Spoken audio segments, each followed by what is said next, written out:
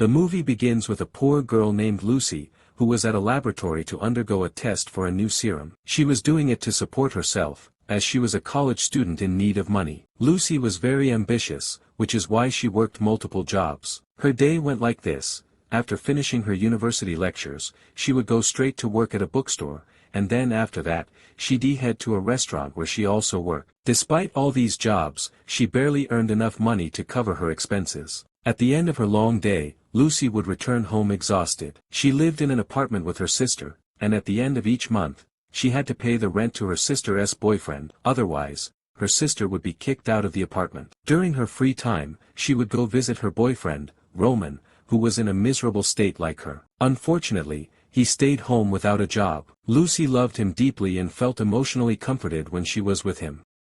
At the end of each month, she would leave him some money. But sadly, Roman was always drunk, isolated from people, and had no friends or loved ones except for Lucy, who stood by him and supported him. She wished she could help him get back to normal like other people. But Lucy's situation was difficult, and we could tell she hoped to take him to a clinic so he could get treated for his addiction and depression. We noticed that Roman was a kind man who never wanted to harm anyone and wished good for everyone. Strangely, Roman kept asking her to marry him, but Lucy always refused unless he changed, because she didn't want him to keep depending on her and stay jobless at home. He was always heartbroken about her refusal, as he truly wanted to marry her. But before she left him each time, she would reassure him, telling him that she loved him very much, but he had to change himself if they were to be together. After that, Lucy would leave. We knew Lucy was full of ambition and dreams that she wanted to achieve. She always believed that one day, she would reach her goals and make all her dreams come true,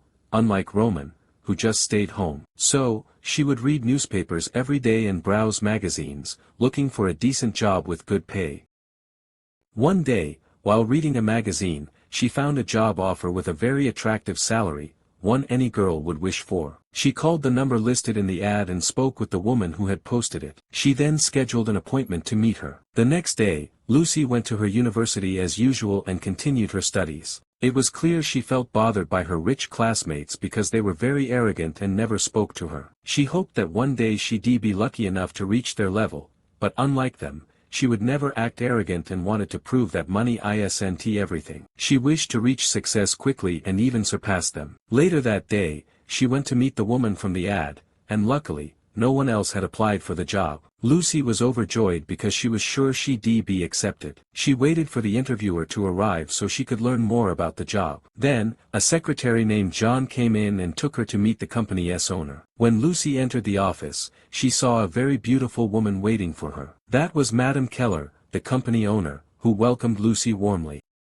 Madame Keller explained the nature of the job, and Lucy was impressed by her kind attitude. She told Lucy that their company was a special relations firm, working with the country's most important individuals, especially wealthy businessmen who suffered from emotional and marital problems. Lucy's job would be to serve them when they were awake at night. Madame Keller explained the dress code, which included revealing evening wear. She then informed her that she would earn $250 per night and assured her that no one would touch her and that she would be treated with respect.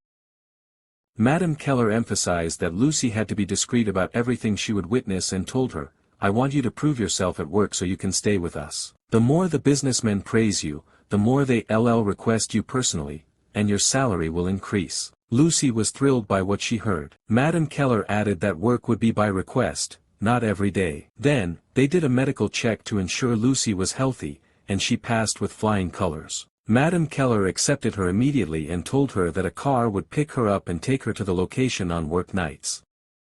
Afterward, the secretary took her to a salon to prepare herself. The hairstylist transformed her appearance completely. Once done, she went to her boyfriend Roman to share the good news about the new job, though she didn't mention the details. Roman noticed she looked stunning and had clearly put effort into her appearance. That night, Madame Keller sent a car, and Lucy dressed up and prepared herself before riding with the secretary to the party venue. Lucy noticed the house was luxurious. One of Madame Keller's staff met her and took her to change. There, she saw many other girls working, which made her feel somewhat reassured and helped her calm down. Then, she went to serve the businessmen who suffered from emotional issues, just like the other girls. She was very happy to discover that the job was easy, and none of the men touched her. They were elderly and treated her with respect, though clearly troubled. At the end of the evening, Lucy finished her shift and received the promised $250. She was overjoyed, feeling that life was finally smiling at her and that she could now support herself and live like her university peers.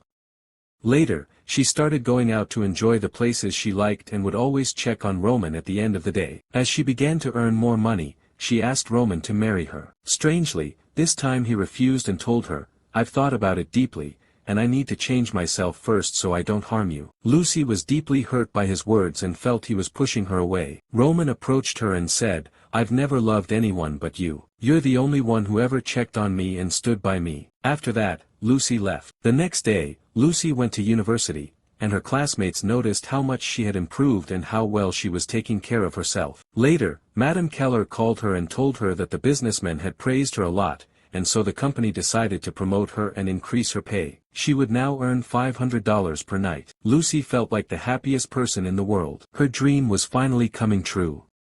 The next day, Madame Keller sent a driver to pick her up. Lucy met Madame Keller at the door, where she thanked her for her excellent work. The poor girl, Lucy, then got ready and went to change her clothes. Afterward, Madame Keller sat with her to explain the new job role. She told her it was very easy and required no effort, as she would simply be lying on a bed without clothes, and she wouldn't feel anything because she'd be given a sedative. Lucy was surprised when she heard about the drug. Madame Keller explained that a businessman would be with her but assured her that he wouldn't touch her and that her virginity would be protected. She told her, "This job is easy for you, you won't even be awake." Lucy asked, "Why are you giving me a sedative?" Madame Keller replied, "Because these businessmen are very famous and hold high positions in the country. You must not see their faces or recognize them." Lucy said, "I'm afraid they might touch me." Madame Keller promised that no one would touch her. But for the first time, Lucy didn't feel reassured. She was extremely anxious and thought about it for a while. But due to her difficult circumstances, she agreed, drank the sedative, and gave in. After a while, the drug began to take effect. She felt sleepy, went into the room, took off her clothes, and lay down. Later, Madame Keller entered with an elderly businessman named Mr. Benny. He saw Lucy lying unconscious. Madame Keller told him to stay calm, control himself, and not touch her. He promised he wouldn't and said, "This isn't my first time." We learned that Mr. Benny was a very powerful and well-known businessman, but unfortunately, he suffered from psychological issues and marital problems. Then Mr. Benny got ready, undressed, and went to the unconscious poor girl, Lucy, lying unaware due to the sedative. He lay down beside her on the bed, and that was all that happened that night. The evening passed that way. The next day, Lucy had no idea what had happened to her due to the drug in her system. She met with Madame Keller, the company manager, who told her that Mr. Benny was very grateful to her and would bring her a gift next time.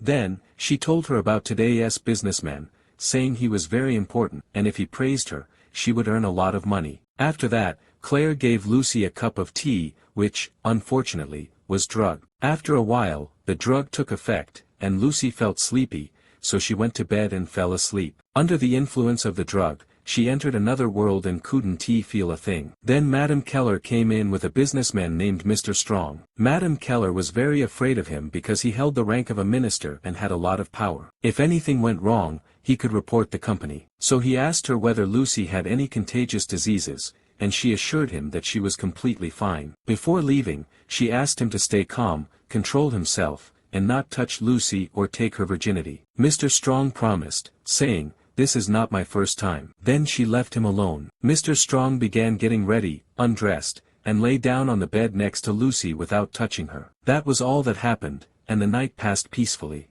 The next morning, Lucy still had no memory of what had happened due to the drug she had taken. She wanted to know what had happened, but she didn't worry too much because she was confident no one had touched her. She was very happy because the job was easy, and what mattered most to her was earning $500. Time passed, and more people at the company came to know Lucy. Because of her beauty, clients began to request her by name. Her life started to improve, and money flowed into her hands. So she decided to leave her sister's apartment and get away from her sister's boyfriend. The next day, she went to university to attend her classes, and her friends all noticed how much she had changed for the better. She also visited her boyfriend, Roman, to check on him, and she noticed his life was getting worse every day, sadness, despair, and depression had taken over him. She offered to take him to a rehabilitation center for treatment, but Roman refused.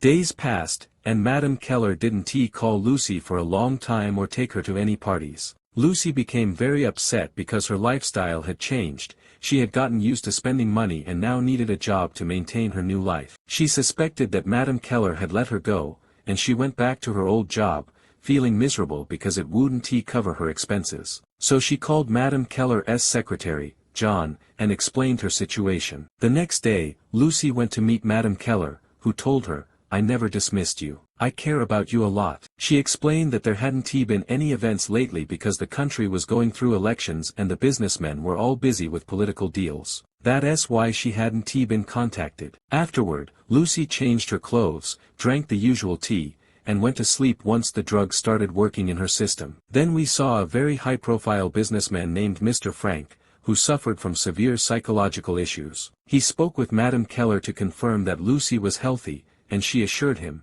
saying, "She is a very beautiful girl." Before leaving, she once again asked him to stay calm, control himself, and not touch Lucy or take her virginity. Mr. Frank reassured her, "This is not my first time." But Madame Keller was very concerned and afraid for Lucy because Frank had taken a lot of pills and was barely coherent. Then she left him. Frank began undressing while Lucy was sound asleep and unaware of anything. He wasn't acting normal. He entered the room like a wild beast and approached her, laughed with her a little, but the heavy dose of pills he had taken caused him to fall asleep next to her without touching her. The night passed safely, and Lucy could feel that nothing happened. The next morning, the most important thing to her was receiving her $500. However, Lucy still wanted to know what really happened to her under the drug's effect and why businessmen were paying her even though no one touched her. So she decided to find out the truth. She went to a camera shop, bought a small camera, and took it with her. Later, she went to college as usual, but her boyfriend Roman called and told her that he was very sick, exhausted, and wanted to see her before something bad happened to him. Lucy panicked and rushed out of the university, terrified because she loved him. When she arrived at his place, she found him in a terrible state, near death. She broke down crying and tried to take him to the hospital, but he refused. So she took off her clothes and lay beside him, and in that moment, Roman died in her arms. She collapsed in tears and remained heartbroken for a long time. Afterward, Lucy met with John, Madame Keller's secretary, who came to console her and offer his condolences over Roman's death. He asked her to return to work quickly because the businessmen were requesting her by name and her absence was becoming a problem for the company. The next day, Lucy went to Madame Keller, who also expressed her condolences. Lucy had brought the camera she had bought to find out what really happened to her after taking the sedative. She didn't tell Madame Keller about it, knowing she would object. But Lucy asked not to take the sedative this time because she was feeling a bit unwell. Madame Keller refused, saying it would be dangerous for her and that it was forbidden to see or recognize the businessmen because they suffered from psychological and marital problems. If she discovered their identities, her life could be in danger.